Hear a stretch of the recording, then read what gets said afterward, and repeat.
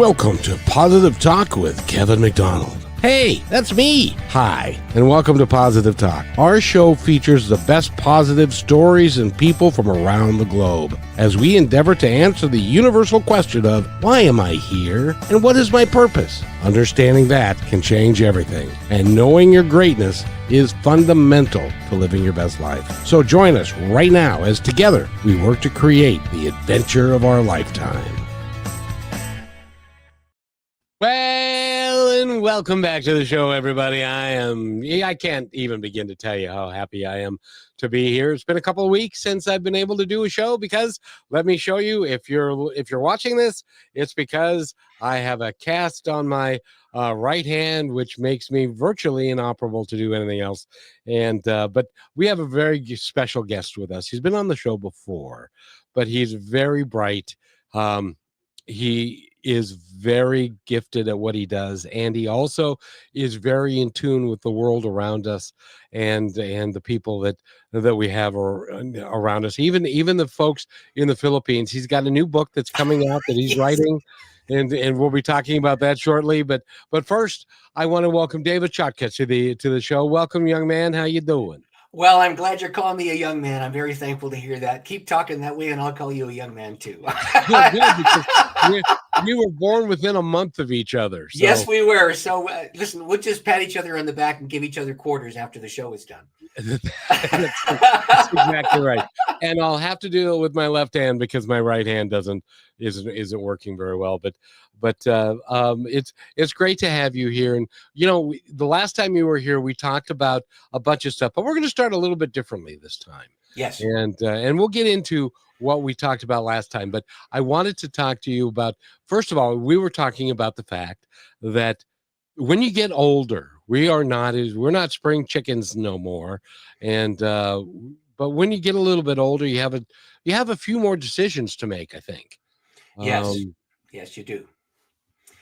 And you decide how you want to live your life and whether or not, I'll give you an example. My dad was an executive for Nordstrom for 30 years, but when he retired, he became just Jack. He didn't know who Jack was, and he didn't know what to do with himself. So he ended up doing nothing except play golf. Then he couldn't do that anymore, and so he ended up sitting on the couch. And that wasn't a great place for him to live, nor was it a great place for him to end his life. And so I've decided I'm not going to do that. And so have you. Yes, I have. So, I mean, you just said spring chicken. I know I'm not a spring chicken, but I want to know, is there spring still in this chicken?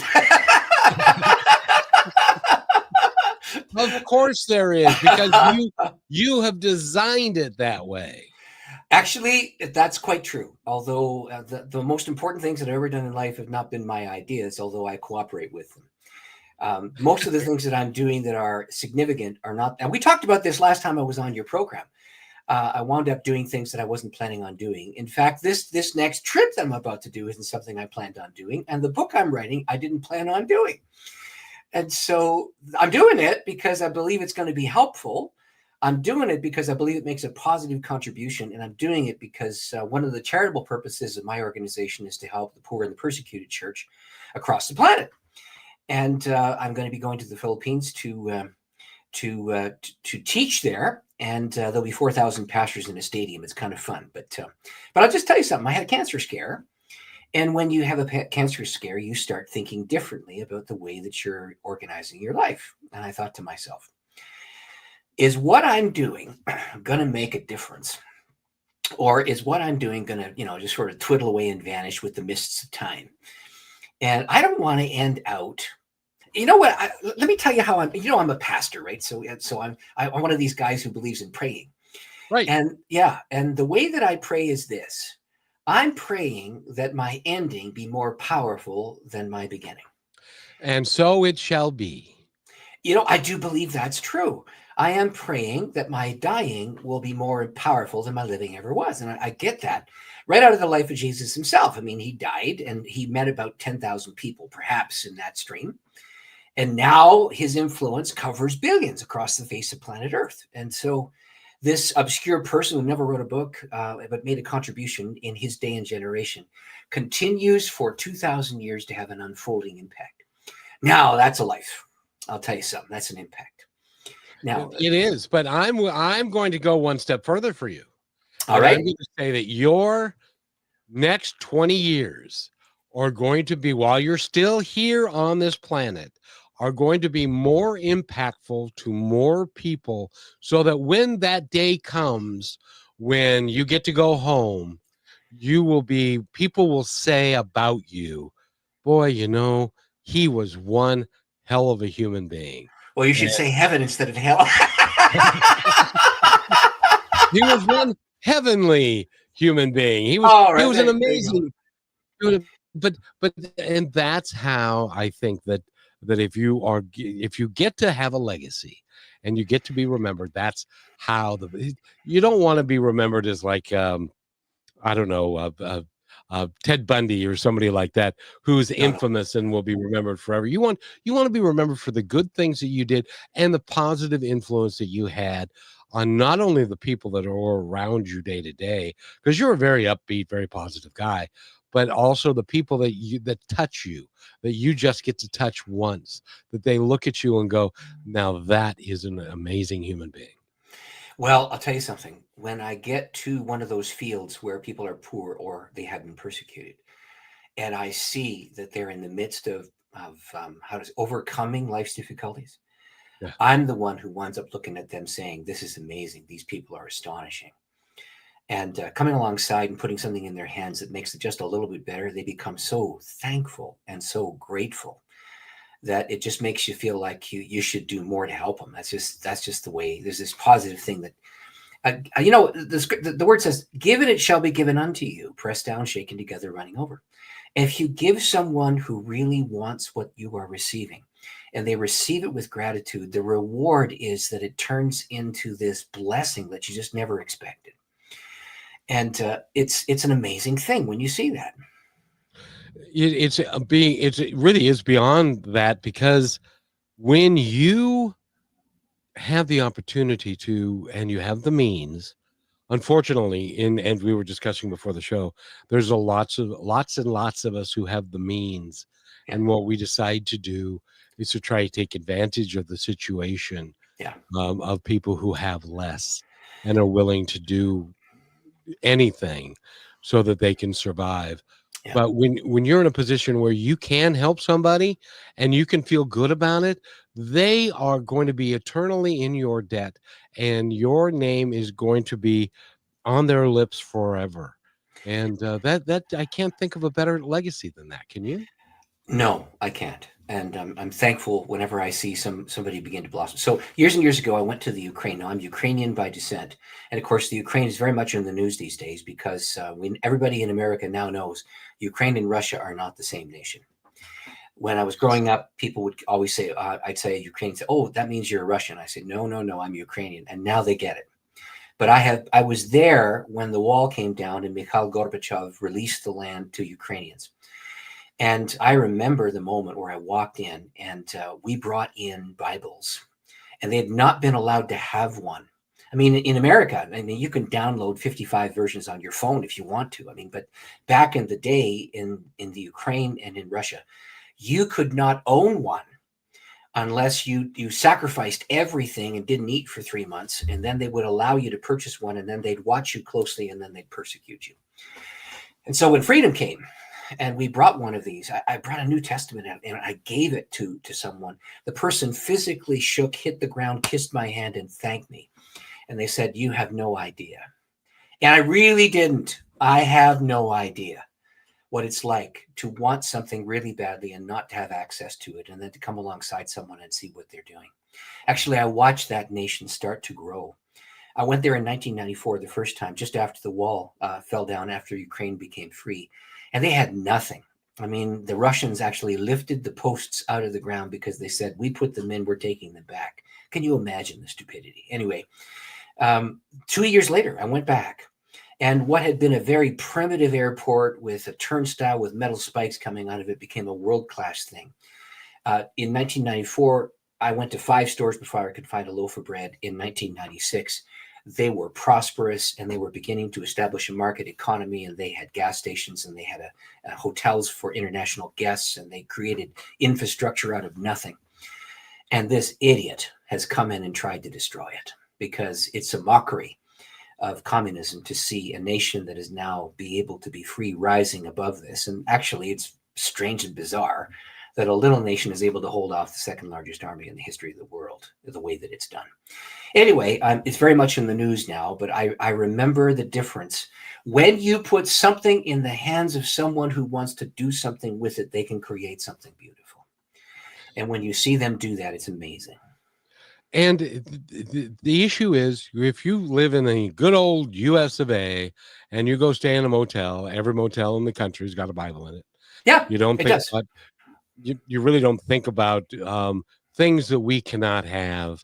Yeah. We may come into that time in the near future, but the things that we don't have, or that other people don't have, that we don't think anything about it, yet they're starving Yeah. for.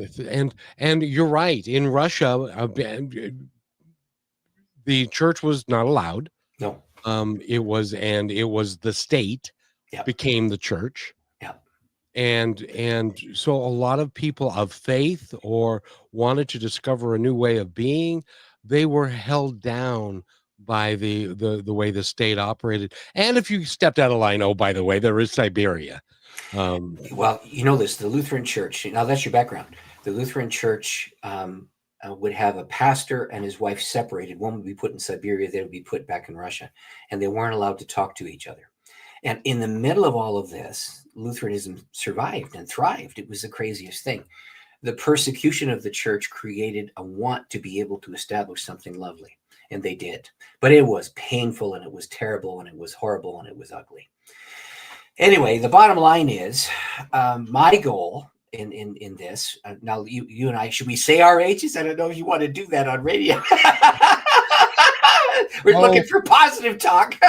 No. Well, see, the cool thing is everybody knows who listens to this show on a regular basis, because I play a commercial that says I'm 67 years old and I've lost 50 pounds. Oh, very good. Okay, I got to talk to you then. No, you're going to take a trip to the Philippines where it's 114 degrees. You'll lose 50 pounds in a week. Yes, I will. It's going to be quite warm. Yeah. At any rate, the bottom line is that, we're 67, and you come to this point in life, you have to make a decision. Do I continue moving forward, or do I start to look backward? Exactly. And if you continue to move forward, you can take the life experience that you have, and you can bring all of the threads of your existence together and create something that'll be a legacy. Or you can just sit on your duff and twiddle your thumbs and play golf. And if you can't play golf, have a chat with your friends while you play cards down the aisle there. That's you. How did you know that's what my dad did? Because when he couldn't play golf, he still would go down to the club and they would play rummy. Yeah. And stuff, and for nickels and dimes and stuff. But it wasn't a fulfilling existence for him, because it became down to all of the only people who paid him any mind were his grandchildren and his children. Yes. And it is not how the universe is not how God intended us to live. I don't believe. No, actually, you know this. If you have purpose, you can do anything. If you are purposeless, you do nothing. And those without purpose, and I've seen this, maybe you've seen this too. People who retire die quickly because they don't have any purpose beyond their labor. Or you see people whose kids leave, and mom has spent her entire existence pouring into those kids, and now the kids have moved halfway across the continent because they got a job in a different city or something. Suddenly, she no longer has any sense of meaning or a sense of value, and she just starts to fade and dies. It's not the right thing to do. So here's the whole point of what I want to say is that you can take what you have been given and turn that into opportunity. The very best example of this, can I say a little scripture, or is that going to throw your crowd?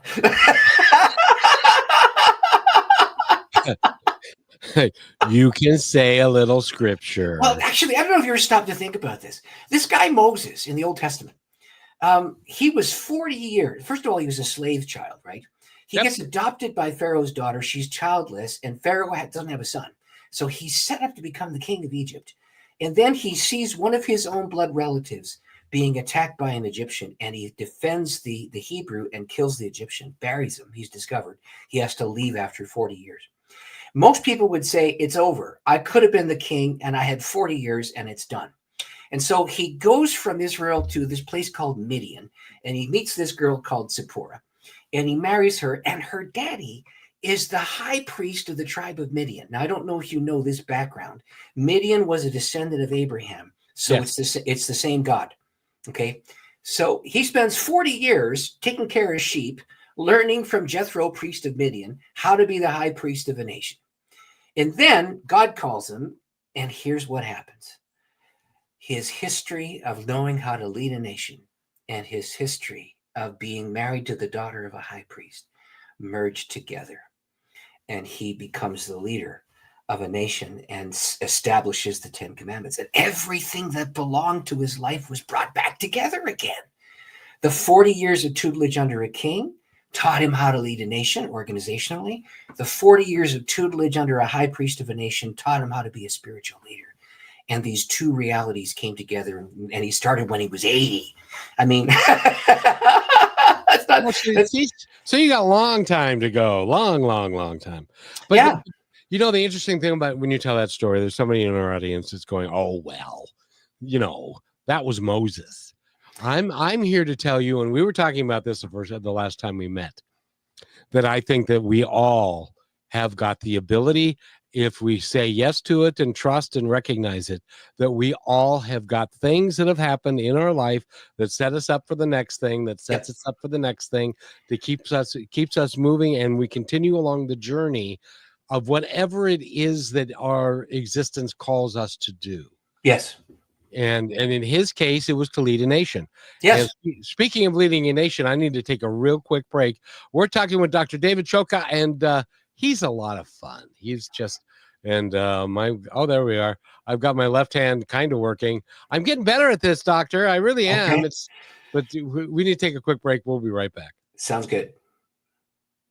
At 67 years young, I never thought I'd feel this good again. But thanks to Purium's Ultimate Transformation Lifestyle, to date, I've lost 37 pounds and gained energy, confidence, and a whole new outlook on life. This isn't a diet. Purium is a complete lifestyle change, giving me all the natural, organic, nutrition-packed superfoods that fuel my body, crush my cravings, and help me burn fat naturally without starving myself. No gimmicks, no guesswork, just a simple, proven system that works. Superfood shakes, detox support, and real results. If I can do this at 67, imagine what you can do. It's your time to feel better, look better, and live better with Purium. Let's do it now, and let's do it together. Go to www.positivetalkradio.net and click on the Transform You to get started. That's positivetalkradio.net. Transform You. And welcome back to Positive Talk with Kevin McDonald. Dr. David is with us, and he is a remarkable individual. And I just love talking to you because you are so full of life. You're so full of energy. You really, I can only imagine what it's like when you preach in front of a crowd at a pulpit. They must be just, raptured with excitement and enthusiasm for you, or maybe not. I don't know. No, I've had lots of fun preaching. I love when I preach. I preach like I talk, and I just talk with people and have a conversation with them, and I ask them to tell me what they're thinking. And then I interact with them and bring the message of the scripture to them. So the reason I got the invitation to the Philippines was really quite funny. I was in Vietnam at a conference that had the Filipino leader of a particular denomination there. And I said, I want to tell you about the book of Revelation. Everybody talks about the book of Revelation, and nobody understands that the big truth's in the middle. And then I said, do you understand when we have big truth in the middle? And they said, no. And I said, well, I want you to say this: bad, bad, good, good, slimy, slimy, wow. And so I got the whole crowd to say that. Bad, bad, good, good, slimy, slimy, wow. See, there's 7 churches in the book of Revelation. There's 2 bad ones, there's 2 good ones, there's 2 slimy ones, and there's 1 that gets a great big promise. So then I got all these people in the room yelling that out. I had one side say good, and I had one side say bad, and I had one guy say slimy, slimy, and I had all of them say wow. And so that engaged the congregation as they were thinking about the whole point of the book of Revelation. So the point was the big truths in the middle. And the big truth is that the church continues to survive in the middle of terrible persecution, and the Lord's victorious while the church suffers and experiences his goodness in the middle of that. That's what the book of Revelation is about. And so I was telling this, and the president of the Filipino branch walked up to me and said, "Can you teach my people the same thing you just taught me?" I said, "What?" He said, "Bad, bad, good, good, slimy, slummy." Wow. I said, "I can do that." He said, "Then you come to my country and you teach us."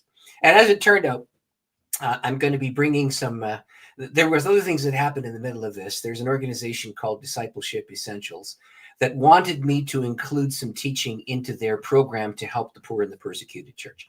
So I am right now, today, as we speak, putting the finishing touches on that material that I'm going to take with me to the Philippines. And when I get in front of the crowd, the president of the movement is going to say, "I want you to say that thing again." But this time I'll have 4,000 delegates to be able to say that with. So we'll have some fun. But actually, that's the whole. Those 7 churches, there's 2 bad ones. And they think they're something, but they're not. Thank you very much. It's like the American church or the Canadian church. We think we're something, but we're not. Then there's these 2 little weak ones, and they think they're nothing when in fact they're much. And then you have 3 of them that are slimy. And in the middle of all of this, there's this enormous promise given to the one who decides that they're going to overcome. And it doesn't matter if they're in a big church, small church, upperly mobile church, a poor church. If you decide you will become an overcomer, God's got a reward for you. And the reward is the wow. Anyway, you probably never heard the book of Revelation preached that way never heard of quote put the exactly like that. No. And say that again. So there's 7 churches. So anybody who knows the Bible will know that there's 7 churches in Revelation, and there's a very bad one at the beginning and a very bad one at the end. There's a suffering one right after the beginning. There's a suffering one just before the end. There's 3 mixed ones, and there's one church that's a mess, just an absolute mess. It's called the Church of Thyatira. And that church gets an enormous problem. So I say it this way. It is chiastic, which means the big truth is in the middle and the big promise is in the middle. So you go like this. Bad, bad, good, good, slimy, slimy. Wow. Well, and the cool part about that is it's not dry, it's not conventional, it's something that you created, that you made up, and with I'm sure with the help of the divine and stuff to really create something that can reach people at a fundamental level, at the level that they're at, rather than trying to reach them at a place that they're really not. You're convincing people that, and at the end of the day, isn't it about taking care of each other and being kind to one another and loving each other anyway? And well, God is love. Yes, God is love, and He reveals that love to us and commands us to live it. That's what exactly. And by the way, even the Beatles said, all you need is love, and love was, and the great thinkers of our time have all been about kindness and love and taking care of each other. Why, doctor, do we have so many people who are even professed to be, and this is not a religious program by any stretch, but professed to be part of a religious dogma or structure that do not follow the intention and the teachings on a very fundamental, basic level of what Jesus taught? Oh, listen, everybody comes from their own background. You are not the first to ask this question, nor will you be the last. I won't be the several hundred of the last. No. Listen, the point is just this: every single person is born bent and broken, and every single person needs the love of God. Every single person needs to learn how to do it, and most of us fail miserably.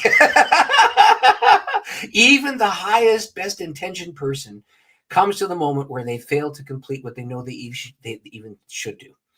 The trouble is when you put a church together and you create an organization where people are gathered around these principles that are found in the Bible, you have imperfect people who are doing it. And some of them have not got a sweet clue that they're being an idiot. Some of them understand the need for this and they're more mature, and other people are just getting started and haven't got social graces and they don't understand how to do this and nobody's taught them. So the bottom line is everybody's on a journey. And when you create any kind of an organization, I don't care if it's a religious one or something else, you are dealing with the sordid reality that there are good guys and bad guys all mixed together in this thing. And all of them are on this journey to try and understand what is highest and best and noblest. The trouble comes when the administration swallows the purpose.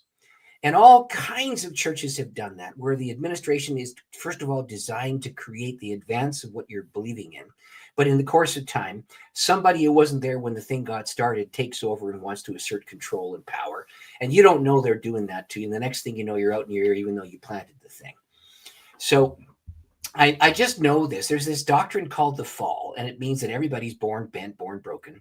And there's this magnificent reality called the incarnation, which means that God came into the human heart. Oh, man. And those two principles exist side by side in everybody. and Doctor, I want to go down this road with you because you and I fundamentally agree on a ton. Yeah. But then we also fundamentally disagree on a few things, which can we talk about that so that you can set me straight? Well, I'm happy to talk with you. I don't know if I'll set you straight. You have to set you straight. I can give you an idea or two. You're the one who has to take what I say and decide whether or not you buy that. See? Okay, correct. I know, I get that. And see, and fundamentally, I believe, and I know this, from my way of thinking, I know this, we were born great. We were perfect in every way when we were born, but when we were in the development of who we are as people, we are told that we're not so great, that we're not this, we're not that. We're given lots of examples of why we can't do, why we aren't who we thought we were. And most of this happens when we're very, very young. I don't think that God would create, and correct me if I'm wrong, but God would create an imperfect being. I think he's perfect in everything that he does. And so therefore he creates everything to its perfection and to the design with which they have set out for themselves. Did that sound at all reasonably normal? No. I'll tell you why. There's this thing called death. There's this thing called brokenness. There's this thing called emptiness. There's this thing called... But death is not what we think it is. Isn't death just a door, an open door to going to the next place, to where we were, to return home, to be part of the collective? Now, I know that in the Christian theology that there's a heaven and there's a hell. Yeah. And so you have to be careful, or you're gonna. I had a friend who prayed at every meal, and I said, "Are you a Christian?" He said, "No, but I'm just covering my bases." And that's not a helpful thing. That's hypocrisy. So, I mean, do you believe in a judgment? Do you believe? I don't. Oh, okay. I do. I do believe that there's a judgment. And you know why I don't believe that there's a judgment?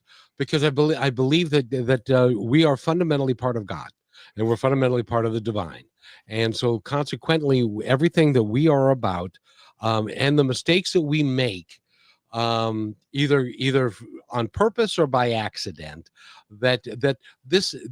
our time here on earth is not the be all end all. This is just a stage play, if you will, to where we get to learn all kinds of stuff, and we get to help all kinds of different people, or not, or to hurt other people and stuff like that. I have a real tough time believing that God is a judgmental God. I think he's a God of love. So what do you do with Adolf Hitler? Adolf Hitler is still in solitary confinement, learning how to not be Adolf Hitler. All right. What do you do right now? What do you do with this man who has ordered the destruction of the Ukraine? And he's ordered the rape of women. He's ordered the murder and the assassination of people and the robbery of their land. What do you do with that? Is there a judgment for Vlad Putin? There's going to be this may be a semantic, but there's going to be a correction. Well, I mean, how do you correct somebody who doesn't want to be corrected? Well, but you have to separate the body and the human and the ego from his eternal soul. And because the eternal soul lives, the human being dies.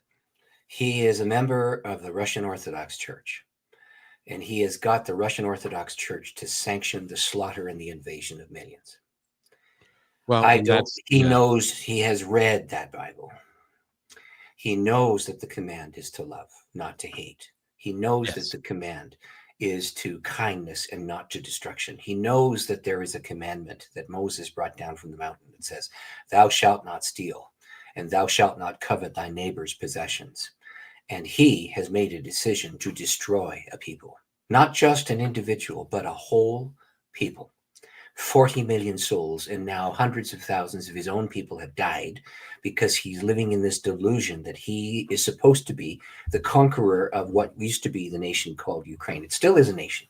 It's never, ever, ever going to say to itself it's Russian ever again. It's not going to do that. No, but so is there not? Listen, this man is responsible singularly for the death of at least 200,000 of his own people, the annihilation of the Russian economy, and the starvation of many. He's taken the ones who live in Siberia and put them in the war. He's taken the guys out of jail and put them in the war. And he's killed innocents who were trying to build a nation. Is there not going to be a judgment for a man like that? There is going to be. Let me see if I can phrase this correctly. Well, first of all, I'll tell you what. Hey, this is good. We got a break coming up, so you can think. let me think while we do. Well, we play this break real quick. You're listening to Brushwood Media Network, the best in syndicated talk, news, and entertainment shows. As you go about your daily life, look closer. As you gather with family and friends who love and support you, look closer. There are youth right in your community who don't have the home, warmth, and healing you have. So look closer. Every year across America, a staggering 4.2 million youth are homeless or trafficked. And for 50 years, Covenant House has worked relentlessly to keep them safe and protected. Tonight, 2,000 young people will sleep safely in a Covenant House bed. And tomorrow, they will wake up surrounded by love. They get clean clothes, hot meals, medical care, and a safe place to sleep. 24 hours a day, 7 days a week. In sites across America to help them fulfill the great promise of their lives. So look closer at Covenant House. To help or get help, go to covenanthouse.org. And welcome back to Dr. David Chotka and me. We are on Positive Talk Radio, and Dr. David has got me in the middle of a quandary. And so I'm working through this to try and see if I can explain what I mean by that, because Dr. David said, in the Lutheran church, in the Christian church, there's the Judgment Day, and most of the people that are in the Judgment Day are going to hell and are going to rot in hell for the rest of humanity and the rest of lifetime. I didn't say those words, but that's the implication. Yes. And my position is that that's not the intention of why we're here, and that's not the intention of God. Are there outliers like what Putin is doing, or what Stalin did, and what Hitler did, and all of that? Yes. And are there consequences for those actions? Yes, there are. What those consequences are, I don't know what that means, but I see when I was growing up, and to broaden this out a little bit, when I was growing up, I was told that if you did not listen to the word of God, you were going to hell. And I said, well, what about the people in Africa who've never heard that word and have never been approached by it and have no idea? Are they going to hell? Oh, yes. Well, it's too bad, but they should have listened, or they should have gone to where they could get it, but they're going to hell as well. I find that fundamentally flawed from the standpoint that God is a God of love, and I don't think that he would do that to somebody who is innocent like that. Okay, now, so you put your fingers on the horns of the dilemma. Now, here's the issue. The issue is God a God of justice and mercy, or is he just one or the other? And so you have this intertwining inside the Christian worldview and the Jewish worldview too, by the way, of the two realities, justice and mercy, intertwining. And you do have this problem called evil.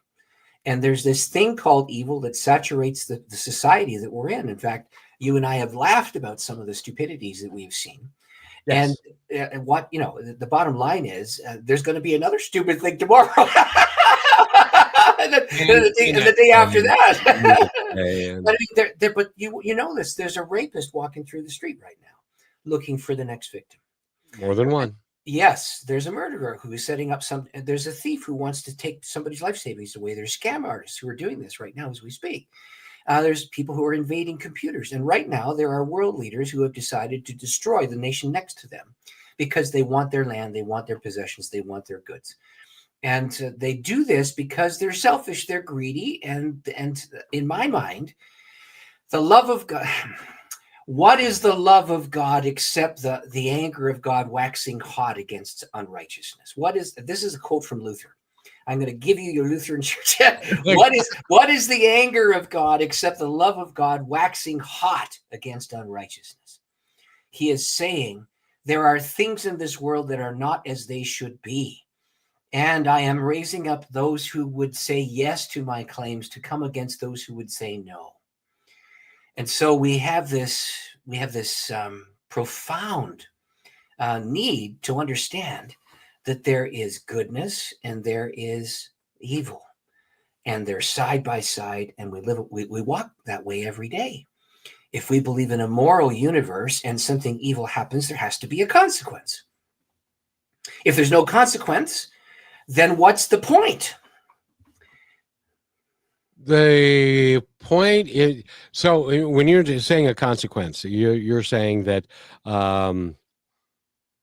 eternal damnation in hell, which, by the way, where is hell? Where's heaven? Heaven is everywhere. Heaven is all around us. Listen, I'm a bit of a science fiction fan. I watch all kinds of stuff, and there's all these alternate universes that exist inside the Marvel worldview. See, so the human mind has conceived of alternate timelines and alternate universes and all those kinds of things. And so that kind of reality, how do we understand what is not present to us? I can simply say, let me tell you a story about this. So my mother-in-law was afflicted with FSH muscular dystrophy. And my wife was at the beginning stages of developing that material. It's a gradual decline kind of disease. And we at a home, my wife and I just got married. My mother-in-law came to visit us. And my wife was trying to help her get up the stairs. We had a rail on both sides so that she would be able to do this. She could not lift her arms higher than her shoulders, and she had to lift her legs to be able to get onto the next step. But as it turned out, our bathroom was up 6 steps for her to go to the bathroom. So I'm away. My wife is trying to help my mother-in-law up the steps, and suddenly she loses her balance and starts to fall backwards. And they cried out, and they said, "Oh, God, help us." And suddenly there was an explosion of light, and both of them wound up on the top step, balanced. Then my mother-in-law looked at my wife and said, "That was an angel." Now, where does that angel live? I haven't got a clue. Did the angel intervene? Yes. And when you're side by side with what we call the numinous, the supernatural realm, we do not think in terms of time and space like those beings do. I do believe that there is a spiritual realm, but it's not made of stuff that 5 senses can understand or participate in. And we have a thing inside of us called a spirit. And we commune with this from time to time. And we experience this experience of the supernatural or the numinous. And I will tell you, my mother-in-law, good Lutheran girl that she was, didn't talk very much about that. Well, I got to ask you this because my mother, we were sitting at Thanksgiving, which by the way led to the entire transformation, which led me to this. And she was saying that when the end of days comes, that everybody that's a Christian is going to be raised up and they're going to have a perfect body. And I said, "A perfect body? Are you saying a physical body?" She said, "Absolutely." And I said, "But there's not going to be any problems with us. We get to eat anything we want. We're not going to gain a pound." And I said, "Do you still poop?" And she didn't have an answer for that question. So basically what she was saying was that in her mind, everything was going to be as it is in a physical universe, when that's really not the case at all. Because we are spirits. She did not recognize the difference between the soul and the humanness of us, the physical body and the eternal soul. Well, the bottom line is, so you put your finger on another one, because Greek thinking separates body and soul. Yes. Hebrew thinking joins them together. And so Christianity and Judaism are in this thing where there's going to be a complete transformation of the world, and there will be a resurrection of the body. And so when you have the risen Lord showing up and appearing, he's in a body. And it's a different body, and he eats a fish, and then he vanishes. Now, where'd that fish go? Was it transfigured with him? I have no answer for that. What I can tell you is that I think things unseen are more real than the things that are physical. I have this profound sense of conviction in my soul that when the end of time comes and we get there, it's going to be completely beyond the ability of us to use language to describe it. And I think that what you have in the Bible is the best that we can do to try and wrap our brains around what cannot be described. Do you believe that there are still people writing things today that have relevance? Yes, I do. Absolutely. I read all kinds of things. In fact, I'm a Star Trek fan. Live long and prosper. I won't raise my eyebrow. I wish I could do that. You see the eyebrow goes up like that? Yeah, I do. When I was 10, I liked Mr. Spock, see, and I sat in front of the mirror and I went like this all day. And then I got the eyebrow raised, and now I can't not do it, see. So I read all kinds of things. I read history and I read science fiction. I love science fiction because it allows me to escape into some alternate reality that doesn't exist. And I remember when William Shatner was interviewed about his trip to space by Anderson Cooper. Anderson Cooper said, "Well, you have been to space, for most of your career." And he said, "We made it up in our head." And then Cooper was laughing because, they had this trip. Kirk was 90. William Shatner was 90 when he got beyond the atmosphere and he saw the space as death and he saw the planet as life. It was a transformative moment for him. Anyway, the point is, the material realm only has limits. I do believe the supernatural realm does not. And that when we are resurrected in our bodies, we are going to have participation in something magnificent and divine. But we're not going to do that on our own initiative. God needs to set that up. But why do we need our bodies? There's no answer. Why do we need our bodies? Well, you could ask that question. Right now, there's sometimes when my body is a great inconvenience. You just got a broken arm. That's a great inconvenience to your body. Especially to my right arm. Yeah. Yes. Okay. And I just had about a cancer, and I had to have that cancer excised, and it was a great inconvenience to my body, and I didn't have energy at night. And then I discovered that energy is needed to be able to accomplish this thing we call life. And I don't.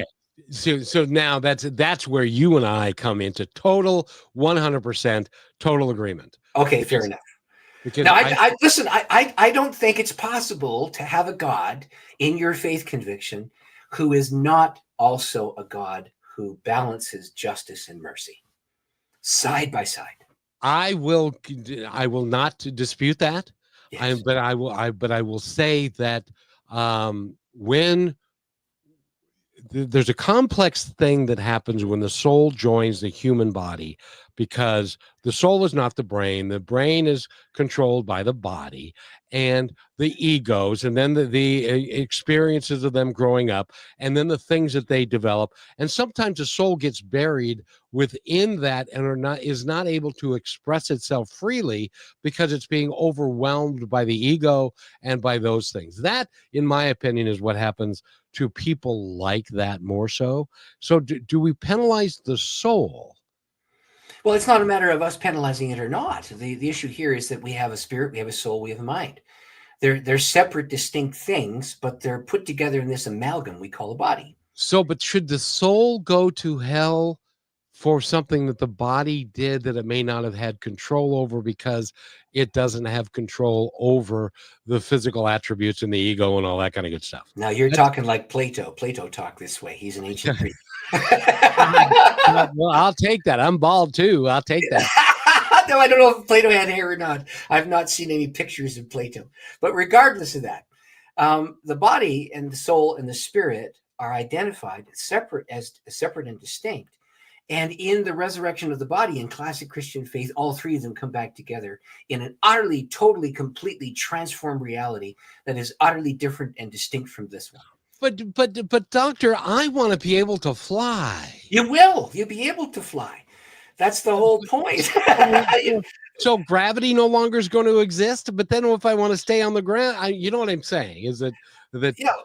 Okay. I want the freedom to be able to do as I will with it and stuff like that. By the way, we need to take one more break. Dr. Chotka is with us. And by the way, he is going to, and when we come back, I want to flip it a little bit because I want to really talk about the book that you're writing, that you're going to take to the Philippines, and it's going to be free. Yes, it will. To anybody who wants it, because he's just that kind of a man. And we'll be right back. It's just 30 seconds, everybody. Just relax. We'll be right back. When the game is on the line, championship teams know the game plan. They communicate and work together to win. We all need a game plan to protect ourselves online. Talk to family and friends so they know how to stay safe too. Create strong passwords, turn on multi-factor authentication, update software, and recognize and report phishing, because online safety is not something you want to fumble. Get more game-winning tips at CISA.gov/secure our world. Then share them with family and friends.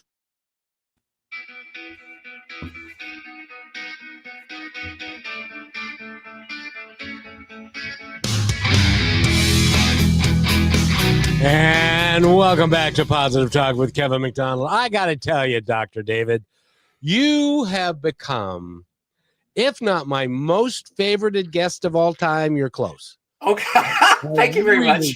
I really appreciate you, and you're allowing me to ask these questions that I've been asking for, I don't know, 66 and a half years. Okay, 60 years. And have gotten, in many cases, not a very good answer, or it came down to hell, I don't know. We'll find out when we get there. You know, and but I want to, and I'm going to have you back on, because I would love for us to continue this. But this show that you and I are doing right now could last 3 or 4 hours. You know that it could, because these issues are alive in everybody's thinking. Everybody wants to know what's coming next. Everybody wants to know, is there a God? Is there not a God? Is there a resurrection of the body? What does it mean? What does it look like? How do I know there is a God? Maybe there isn't. Am I part of the eternal consciousness, or is there a separate, unique thing that happened in Jesus of Nazareth when 2 billion souls across the earth say yes to that? That means that 8 billion souls say no. I mean, you got these realities that we have to grapple with. So anyway, you know, Dr. David, just as an aside, we had a friend of the family. My sister and had a best friend, has a best friend. They've been together for 60 years. Her mother was, as of last Wednesday, was 108. Wow. She couldn't walk anymore. She'd lost her eyesight, and she could barely hear, and that had been that way for the last several years. And I said to my sister, because she was sad, as rightfully she should be, because of all the memories that they had growing up together, and she was such a wonderful lady. And I said, remember her as that, but also recognize that the day that she leaves the body is going to be the best day of her entire existence, because she's going to be whole again. She's going to be right. She's going to feel, and she's going to be around her loved ones, and she's going to be all this stuff. Yeah, but there's a thing about that we do as human beings that we don't look at it necessarily that way. No, we don't. And that's because death is most inconvenient. And the damn thing of it is, doctor, it happens to all of us, even the best. Every single person. That's it. There's no way around that. In fact, one of my favorite sermons, I heard a Black Baptist guy said they looked at me and he said, brothers and sisters, you are going to die. They're going to put you in a hole in the ground, throw dirt in your face, and go back to the church and eat potato salad. And on your tombstone, you can have one of two things. You can have the title, or you can have the testimony. Tell me, which one do you want to have? The title, the goods, the possessions. They're all going to rot after you die, or the testimony of a life well lived. I remember that sermon. I will never forget that sermon. Well, and my mother, she passed 3 years ago at 90, and for the last 10 years of her life, it was a social event when somebody, oh yeah, George passed away. When's his service? Where is it? Are they having lunch? Yes. And so They went back to the church and had potato salad. that's exactly right. That's exactly right. Well, listen, let me finish up talking about what I'm going to do in the next few weeks, because I think that's an important thing for your audience to hear. Absolutely. Okay, so as it turned out, I've written 5 books. I've got 3 more in the burner that are ready to be published. But there is a group. I was in the Philippines just a little while ago in February, and I came back here. And what they said to me is, can you give us a concise form to teach our people how to take the Lord's Prayer and turn it into a prayer pattern that we can use? And so what I did, I have a large book. Here it is here, Living Out the Lord's Prayer line by line. That's a lot of work here. There's 14 years of research in this material. I looked at each key word found in the prayer, the Lord's Prayer, and I researched it against its background inside the context of Scripture, and then attached a story to each word so that people could understand what those words meant and how to put them in proper context. And what I've discovered is that the Lord's Prayer pattern is an absolutely astonishing, dynamic, deep dive into everything that Jesus of Nazareth ever taught. And so I had a cohort of people that wanted to study with me, and I did that over Zoom for 8 weeks. And they said to me, can you put it into something a little more simple? So I have just put the finishing, I'm just now, as we're speaking, an hour before I came onto this podcast, I was putting the finishing touches on the last thing.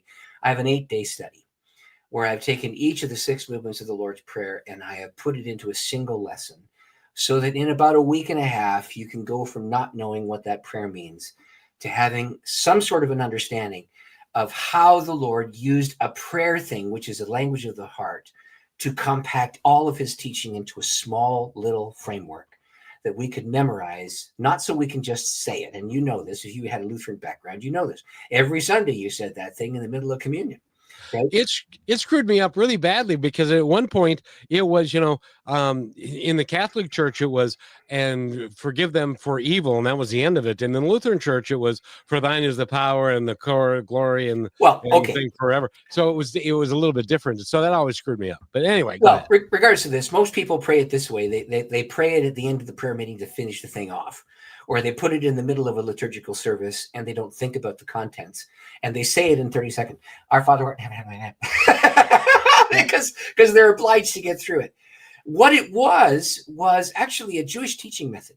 You would take the main tenets of your teaching and collapse it into a memorizable form, and it was then used to access all the rest of your teaching. So the way I describe it in the book is, if you could take all of Matthew's gospel, 28 chapters, project it onto a wall 28 feet long and 12 feet high so that you have lots of room, and put one chapter of Matthew's gospel in each of those little segments, and then make the Lord's Prayer 3 times the size so it's really clear, really big, and then pick a color and circle the first word, Father. Draw lines to all the places in Matthew's gospel where God is called Father. You have more than 40 lines. Then take the word heaven, and you have 58 lines in a different color, crisscrossing each other. And then if you take the word name, there's only 12 lines there, but it goes across the Matthew's gospel. That word name is showing up 12 times. Kingdom, oh my heavens, kingdom is everywhere in Matthew's gospel. If you have 5 colors at this point, by the time you have scribbled all those lines, you have a rainbow and you can't see the text for the color. The Lord's Prayer is a compendium of everything that Jesus ever thought, said, and did, reduced to 57 words. Learn the prayer and start to pray what it means, and you have accessed all of the teaching of Jesus, and not just a rote memory prayer. So I am taking that, and I have turned it into, I'm calling it 6 short steps to pray the prayer. And there are 6 movements. There's pray. Oh, by the way, I did something really clever. It works in English. It won't work in any other language. But I took the word prayer, P-R-A-Y-E-R, and I took the 6 lines in the Lord's Prayer and I shoved them into my little framework. So the first is praise the Father. Our Father who art in heaven, hallowed be your name. The next is request the kingdom. That's P-R. Your kingdom come, your will be done on earth as in heaven. Ask for provision. Ask, that's the A part, and give us this day our daily bread. Then yield your sins, which is, now I got the word prayer, P-R-A-Y. And then the next is engage the enemy. And the last is rejoice in God's victory. So I produced 6 movements with explanations, 1 paragraph long for each of these movements, so that I can give them this handout so that they can discover what it is that the prayer means and get to it quickly and so start to pray.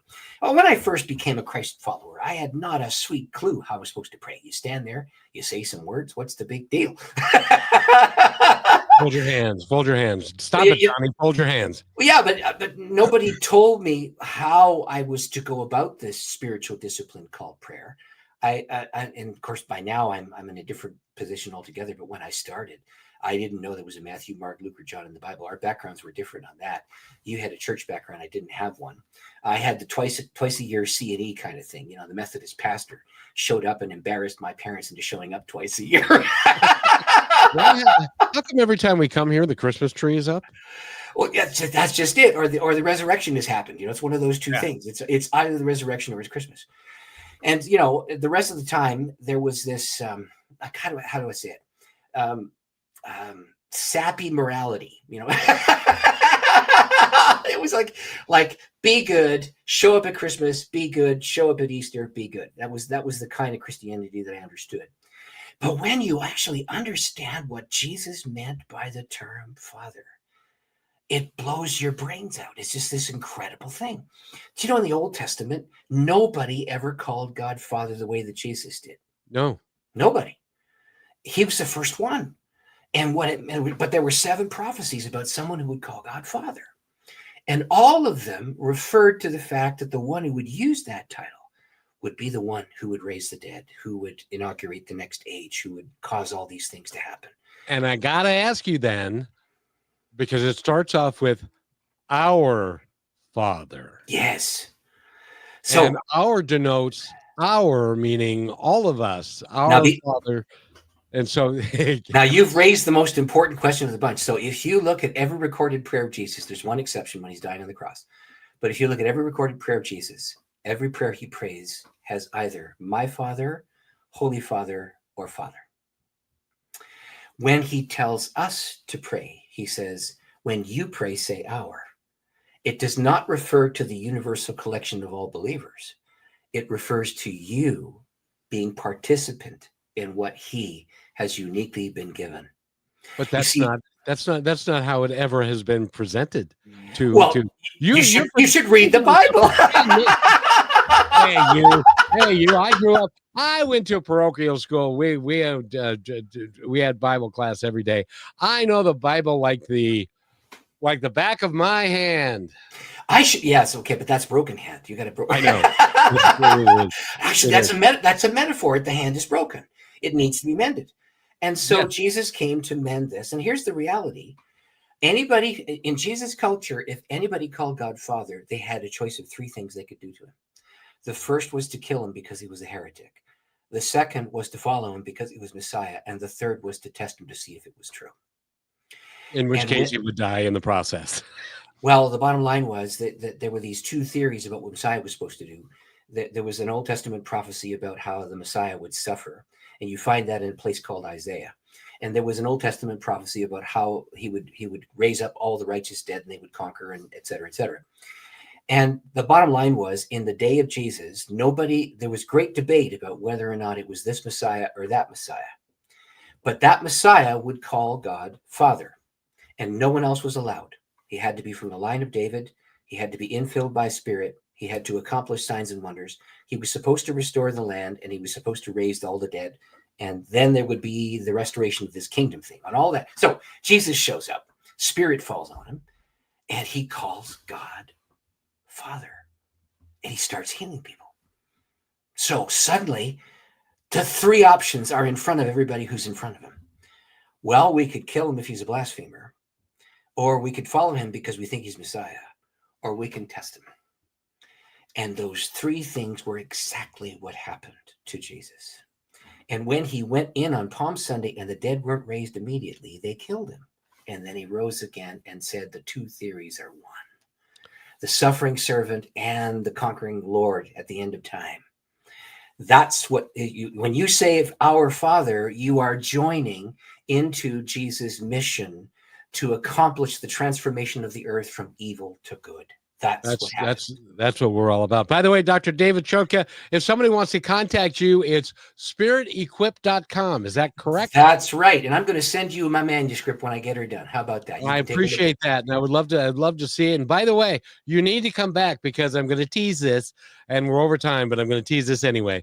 Next time you come back, I want to have a deep dive into the concept of free will. Oh, I'd love that. Let's do it. Dr. David and I we'll be back sooner or later, and I want to talk about free will and what does it really mean from his perspective and mine. So, Dr. David, thank you for being here. Go to spiritequip.com, find out all about him, and be safe when you go to the Philippines. My people there tell me it ain't so safe. I'll be in great company with lots of people, so I know I'll be in good shape. Thank you. Thank you for being here, and be safe.